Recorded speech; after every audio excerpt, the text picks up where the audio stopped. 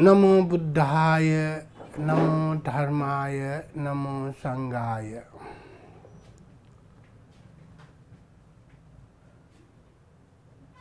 संपूर्ण धर्म प्रेमी महानुभाव उपासक उपासिकाहरू, आज यस समयमा भगवान बुद्धको केही उपदेश, ज्ञान, शिक्षा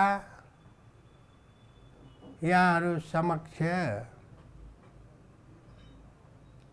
प्रस्तुत गरेर उपदेश दिन म यहाँ गइरहेका छौँ। भगवान बुद्ध हाम्रै नेपालमा लुम्बिनीमा 2500 वर्ष अगाडि जन्मनु भएर 45 वर्षसम्म चरथ भिक्खवे चारिकम बहुजन हिताय बहुजन सुखाय, जुन भगवान बुद्धले आफूले ज्ञान प्राप्त गरेको अमूल्य उपदेशलाई जन जनमा, गाउँ गाउँमा, नगर नगरमा चारिका गरेर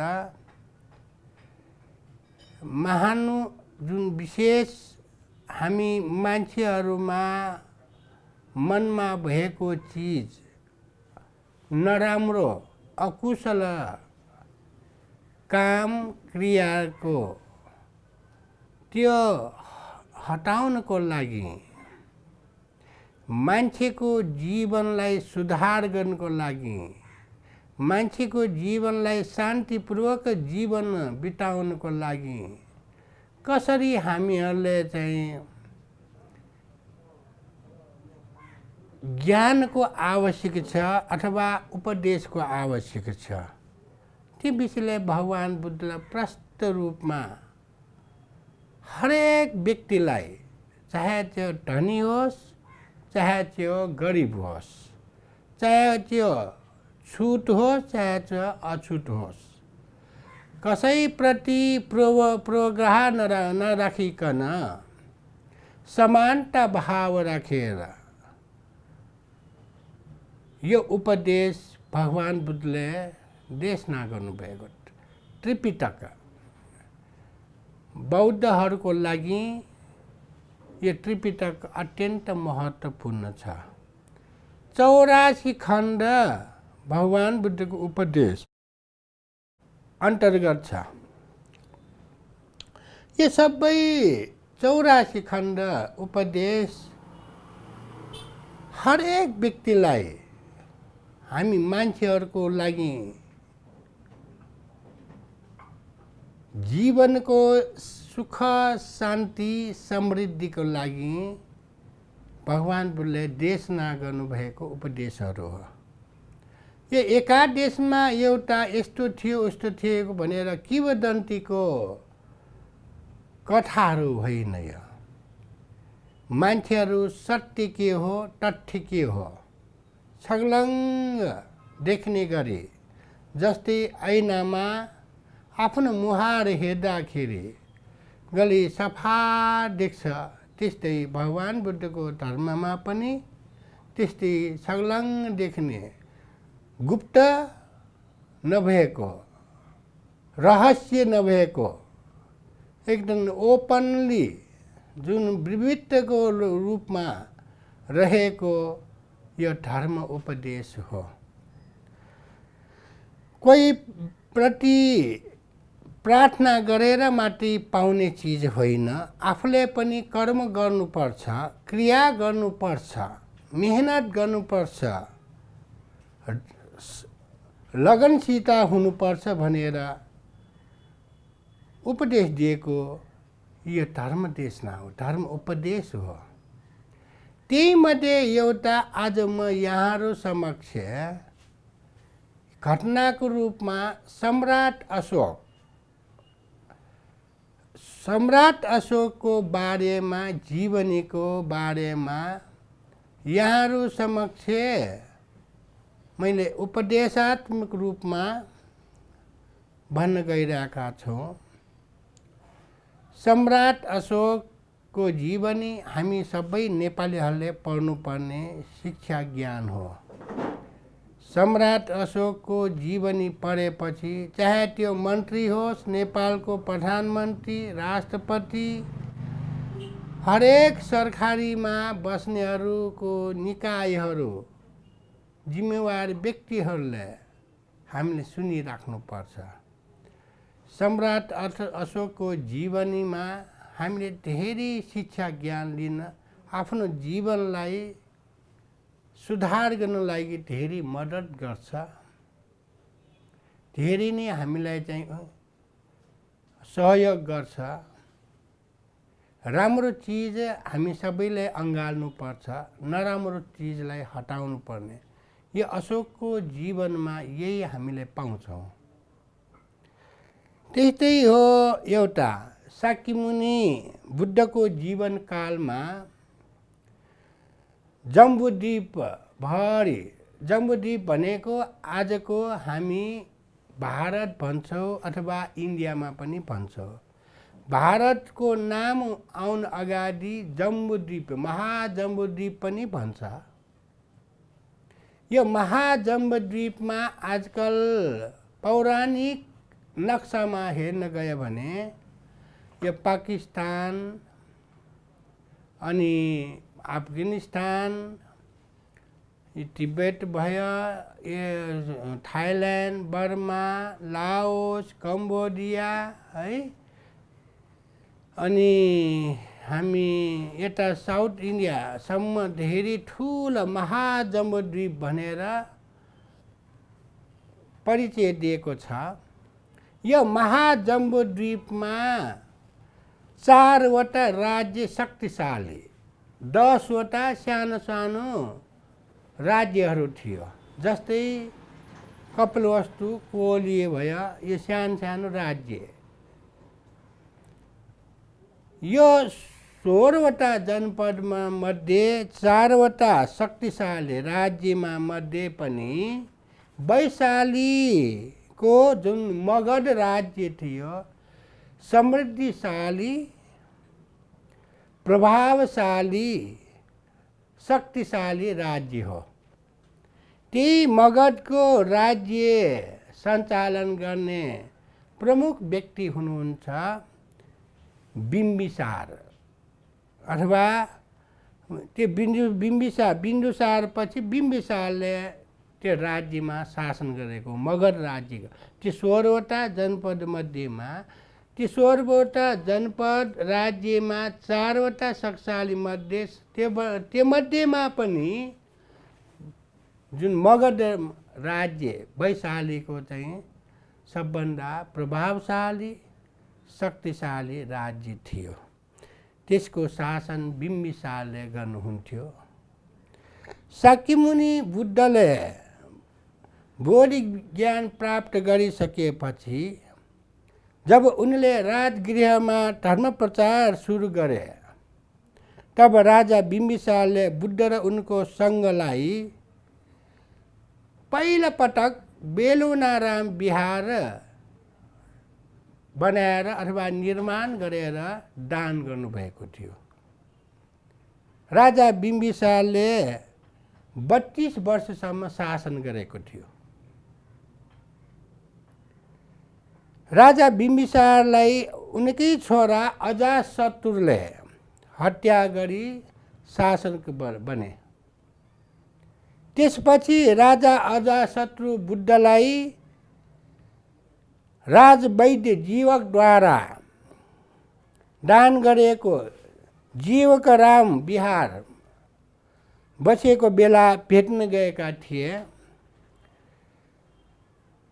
उनको बुद्धका सामु मृत्यु हत्याको पाप स्वीकार गरी साथै बुद्ध धर्म, भगवान बुद्धको शरणमा बुद्ध धर्म ग्रहण गरेको र बुद्ध अनुयायी हुन गएको थियो। बुद्धको महापरिनिर्वाणपछि राजा अजाशत्रुले पनि बुद्धको अस्थि धातुको 8 भागमध्ये 1 भाग आफ्नो दूतहरूलाई लिन पठाए। सोही अस्थि धातु राखेर राजा अजाशत्रुले राजगृहमा एक ठुलो स्तूप चैत्य सर्वसाधारणहरूलाई पूजा गर्नलाई वन्दना गर्नको लागि बनाउनु भएको थियो। बुद्ध महापरिनिर्वाण भएको 3 महिनापछि राजा अजाशत्रुले राजगृहमा 18वटा महाविहारहरूको मर्मत गरेर भिक्षु महाकाश्यपको अध्यक्षतामा प्रथम बौद्ध महासङ्गीतिका लागि आवश्यक व्यवस्था गरेको। महासङ्गीति भनेको सम्मेलन, आजकल हामीले सम्मेलन भन्छौँ, पाली भाषामा सङ्गीति भन्छ।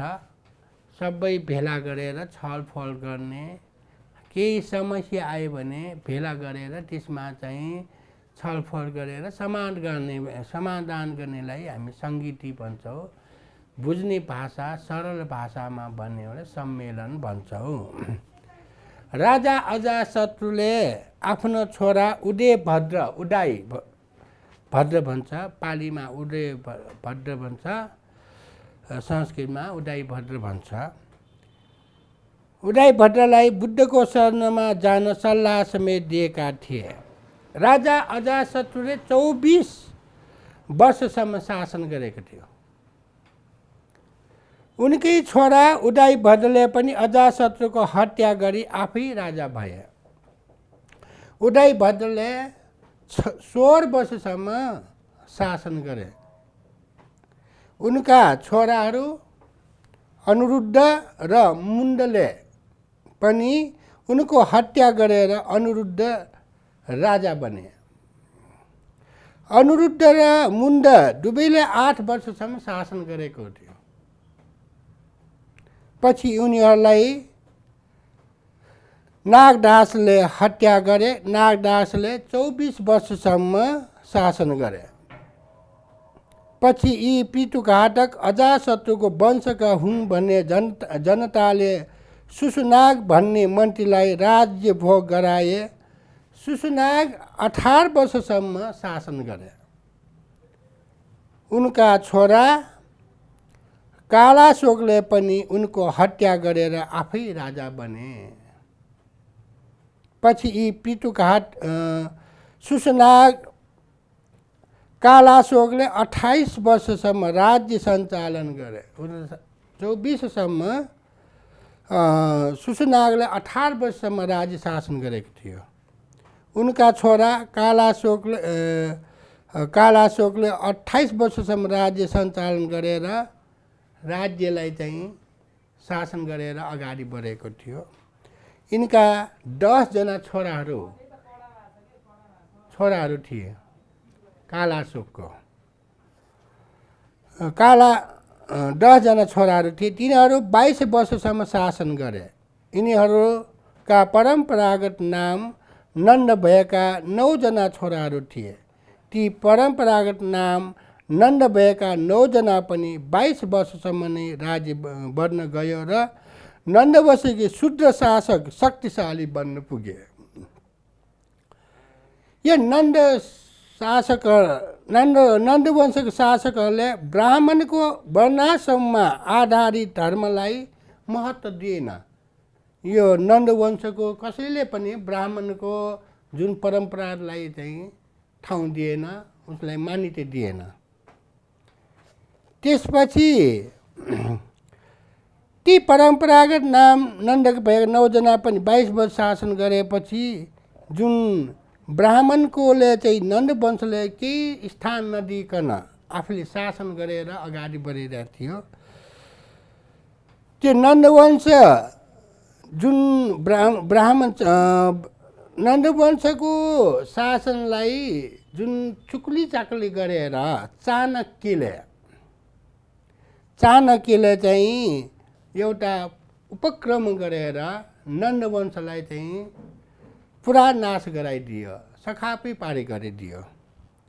त्यही अपमान प्रतिशोध लिन चाणक्यले नन्दवंशको नाश गरी चन्द्रगुप्तलाई सम्राट बनाए। यो अशोकको जुन हामीले अशोकलाई धेरै जसो हाइलाइटमा हामीले चाहिँ चिन्नुहुन्छ, उसको इतिहास अहिलेसम्म हामी पढिरहेको हुन्छौँ। अरू राजाहरूको भन्दा पनि भिन्नै अशोकको इतिहास हामी पढ्छौँ। हरेक राज्यमा बदला भावले एक राजालाई नाश गर्दै गरी शासन गरेर आएको हामी नेपालमा पनि यस्तो देखि अरू देशमा पनि यस्तो हामीले देखिरहेको हुन्छौँ। त्यसकारणले चन्द्रगुप्तले 24 वर्षसम्म राज्य सञ्चालन गरे। चन्द्रगुप्तपछि बिन्दुसार राज्य आयो। बिन्दुसारले राज्य गरेको।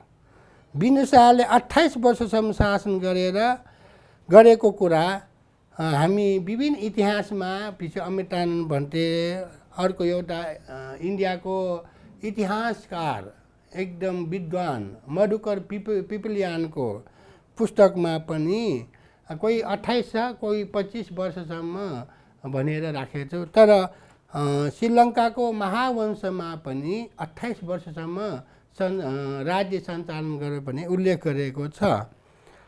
त्यही सिलसिलामा जुन मौर्यवंशी अग्रमहेशी धम्माको तर्फबाट 2 छोरा अशोक र तिष्य कुमार हुन् भनी उल्लेख गरेको छ। अब कुनै त्यसमा चाहिँ अलग अलग त्यो गरे, तर धेरै जसो प्रमाणितको हिसाबमा चाहिँ तिष्य र अशोक र तिष्यको धम्माको छोराहरू यिनीहरू।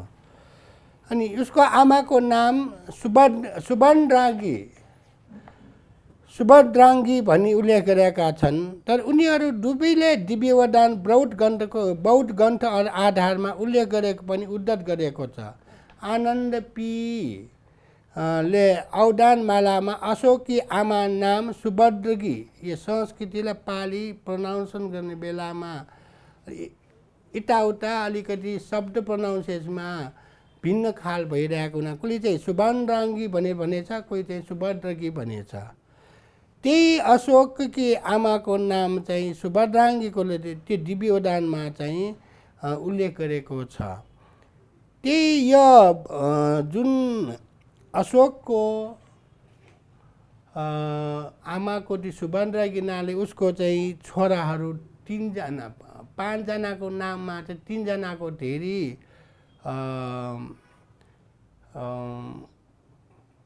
पुस्तकहरूमा अरू ठाउँमा अशोकको इतिहासमा चाहिँ प्रश्न लेखिरहेको छ। जुन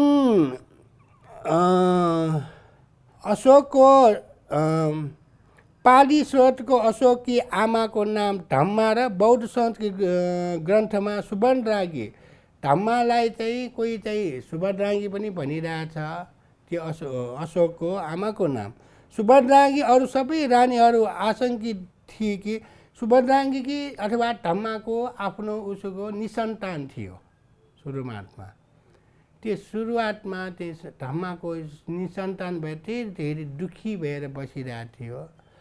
एक दिन त्यो सुभद्राङ्गीले चाहिँ धेरै वर्षपछि चाहिँ उसले गर्भवती भएपछि उसले चाहिँ पुत्र जन्मायो, एकजना छोरा पुत्र जन्माउनु भयो।